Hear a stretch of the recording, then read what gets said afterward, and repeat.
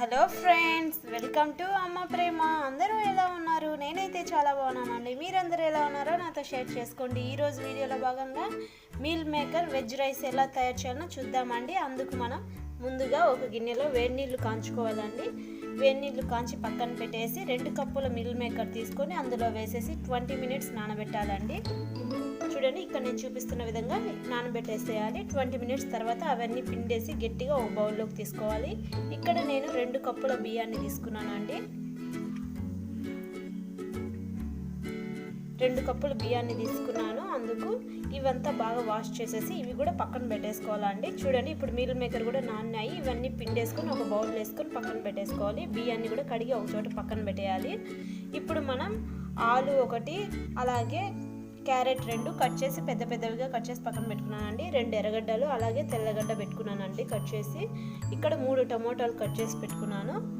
అలాగే మనకు కావాల్సిన మసాలా వచ్చి పసుపు, మిరియాల పొడి, జీరా పొడి, కారం పొడి, గరం మసాలా అండి. ఇక్కడ నేను నెయ్యి తీసుకున్నాను, ఒక 5 స్పూన్లు.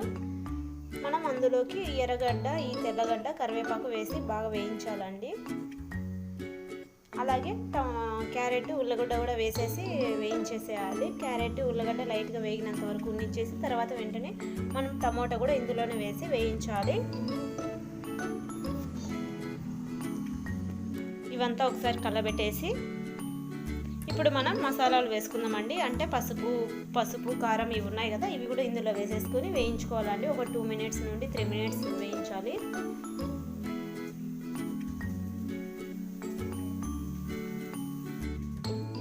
ఇదంతా ఒకసారి కలబెట్టాలండి. మసాలా వేసినాక ఇదంతా పచ్చివాసన పోయేంత వరకు వేగినాక మీల్ మేకర్ని కూడా ఇందులో వేసేసి ఒక 2 మినిట్స్ ఫ్రై చేయాలి. ఇప్పుడు మనం ఇందులో నానబెట్టిన బియ్యం కూడా వేసేద్దామండి. ఇక్కడ నేను 1 కప్పు బియ్యానికి 2 కప్పులు వాటర్ వేసాను. మొత్తం కలిపి ఒక 5 కప్పులు వేసుకోవచ్చండి నీళ్ళు. మనం ఇదంతా వేసేసినాక ఒక రవ్వ ఉడికినాక ఉప్పు వేసేసి మూత పెట్టేసుకొని దీన్ని ఒక 20 మినిట్స్ వరకు ఉడికించుకోవాలండి. ఉప్పు వేసినాక ఒకసారి అట్లా కలిపెట్టేసి మనం దీన్ని అలాగే 15 మినిట్స్ నుంచి 20 మినిట్స్ వరకు మనం పెట్టేయాలండి. మూత పెట్టేసి అలా పెట్టేస్తే మొత్తం బాగా అయిపోతుందండి. మధ్య మధ్యలో మనం మాడిపోకుండా కలబెట్టుకుంటూ ఉండాలండి రైస్ని, లేదంటే అడుగంటుతుంది.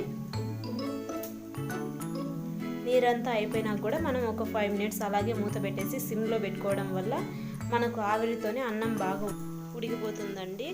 రెడీ అయిపోయింది చూడండి. ఇంకా మనం స్టవ్ ఆఫ్ చేసి సర్వ్ చేసేసుకోవడమే అండి. ఎంత కలర్ఫుల్గా ఉంది చూడండి మీల్ మేకర్ వెజ్ రైస్. మీకు నచ్చిందా? నచ్చితే కనుక మీకు ఈ వీడియో లైక్ చేయండి, షేర్ చేయండి, సబ్స్క్రైబ్ చేయడం అస్సలు మర్చిపోకండి. Thanks for watching.